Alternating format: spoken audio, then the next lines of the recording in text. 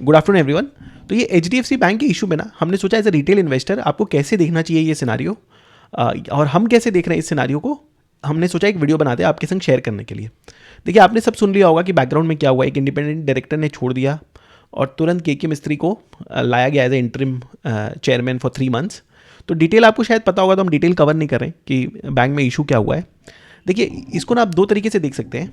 पहला तो ये जो के मिस्त्री को लाया गया, ये पुराने हैं, ये काफ़ी साल से जुड़े हुए थे। 71 ईयर ओल्ड जेंटलमैन है, काफ़ी साल से एचडीएफसी में जुड़े हुए थे, 40 साल का एक्सपीरियंस है, चार्टर्ड अकाउंटेंट है। और इनको अचानक में लेके आया गया, तो तुरंत एक बंदे ने रिज़ाइन किया और तुरंत इतने पुराने प्लेयर को लेके आना, 2 घंटे में होना, ये आपको देखना होगा कि आप इसको कैसे देखते हो। कि तुरंत आरबीआई ने भी आके तुरंत अलाउ कर दिया कि ठीक है चलिए आप इंटरिम चेयरमैन बन जाइए।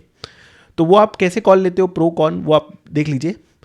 दूसरा ना, मैं तो इसे ये महेंद्र सिंह धोनी मूवमेंट बोलूँगा, जो 2011 वर्ल्ड कप में हुआ था ना, कि अपने फाइनल में 2 विकेट गिर गए थे और महेंद्र सिंह धोनी बैटिंग करने आए थे मैच बचाने के लिए। तो ये वो वाला मूवमेंट है एचडीएफसी बैंक के लिए कि इनके जो महेंद्र सिंह धोनी थे, आई थिंक इस बंदे से को आप महेंद्र सिंह धोनी बोल सकते हो बैंक का। तो ठीक है, चलो महेंद्र सिंह धोनी आ तो गया बैटिंग करने के लिए। अब एज अ रिटेल इन्वेस्टर आपको ये बताना कि अंदर में बैंक में गड़बड़ है कि नहीं है, आपको पता ही नहीं चलेगा, हमें पता ही नहीं चल सकता। हम डिबेट कर सकते हैं, हम लड़ सकते हैं, अच्छा है खराब है, लेकिन हमको एग्जैक्ट में क्या हो रहा है वो नहीं पता चलेगा। दूसरा क्या है ना कि एचडीएफसी एकमात्र फ्यू ही बैंक्स और एनबीएफसी है इंडिया में जिसको प्रीमियम मिलता है गवर्नेंस के कारण, मतलब हैंडराइटिंग का मार्क्स मिलता है। तो बाजार भी ना, अब शायद बाजार ये देखना चाहेगा कि इसको ये जो प्रीमियम मिल रहा है, मैं वेट एंड वॉच करना चाहूँगा कि सब सही दिशा में है ना। ऐसा बोला भी जा रहा है कि काफ़ी सीनियर एम्प्लॉयज़ ने ना लास्ट 6 महीना में बैंक से रेजिग्नेशन की है। तो और प्लस बैंकिंग, मैंने सुबह के वीडियो में भी कवर किया था, बैंकिंग क्या है ना, एक लेवरेज बिजनेस है, उधारी का बिजनेस है। एक गलत कदम ना पूरे बैंक को बर्स्ट कर देता है। तो अब ये अंदर में कुछ गड़बड़ है कि नहीं, बहुत बार ऐसा भी होता है, 2 व्यू देख सकते हैं। बहुत बार क्या होता है, बोर्ड में काफ़ी सीनियर बंदे होते हैं, तो बहुत बार क्या होता है, मनमुटाव हो जाता है आपस में। हर एक जगह क्या होता है ना, जब भी इकट्ठे लोग बैठते हैं ना, तो लड़ाई होता है, चाहे वो सीनियर में हो, जूनियर में हो या मिड में हो। तो क्या पता आप इसको भी देख सकते हैं कि आपस में बोर्ड में कुछ मनमुटाव हो गया, बैंक बहुत सुरक्षित है। आरबीआई ने एक ये नोटिफिकेशन जारी किया कि बैंक बहुत हेल्दी है। एचडीएफसी बैंक ने एक सुबह कॉन कॉल किया कि बैंक में सब कुछ अच्छा है। जिस बंदे ने रिज़ाइन किया उसने खुद ने बोला कि बैंक में कुछ गड़बड़ नहीं है, बट उनका लेटर थोड़ा सा डिफरेंट था। और दूसरा आप ये बोल सकते हो कि हो सकता है ये दूसरा ये व्यू हो सकता है नेगेटिव, कि हो सकता है ये संकेत तो कोई बड़े तूफान के आने से पहले का।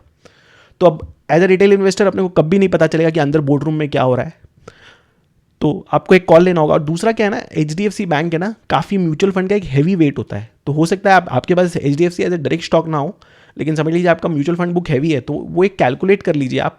समझ लीजिए आपका 10 लाख का म्यूचुअल फंड पोर्टफोलियो है ना, तो हो सकता है 10% तो शायद एचडीएफसी का वेट ही हो, तो इनडायरेक्टली आप 1 लाख रुपए का एचडीएफसी ओन करते हो। तो मैं कंक्लूड करना चाहूँगा कि हो सकता है आप देख लीजिए कि आपके पास इनडायरेक्टली एचडीएफसी बैंक है कि नहीं है, नंबर 1। दूसरा, आप ये सिनारियो को कैसे खेलना चाहोगे। लेवरेज बिजनेस, गवर्नेंस पे आँच, मार्केट शायद देखना चाहेगा 6-8 महीना की एक्चुअल में कोई लंबा तूफान तो नहीं आ रहा है।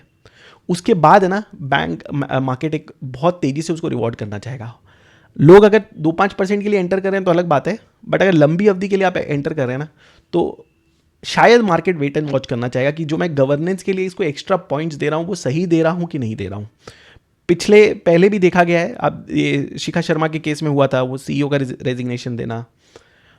आईसीआईसीआई के केस में देखा गया है, चंदा कोचर वाला। येस बैंक के केस में देखा गया कि सीनियर जब जाते हैं तो एक तूफान सा आ जाता है। येस बैंक में तो जब तक राणा कपूर थे तब तक ये बाहर नहीं निकला था, जैसे ही राणा कपूर गए। एचडीएफसी के बैंक के सीईओ का भी नेक्स्ट 7 महीना में क्या है ना, रिन्यूअल है। एमडी एंड सीईओ का जो पोजीशन है वो रिन्यूअल है।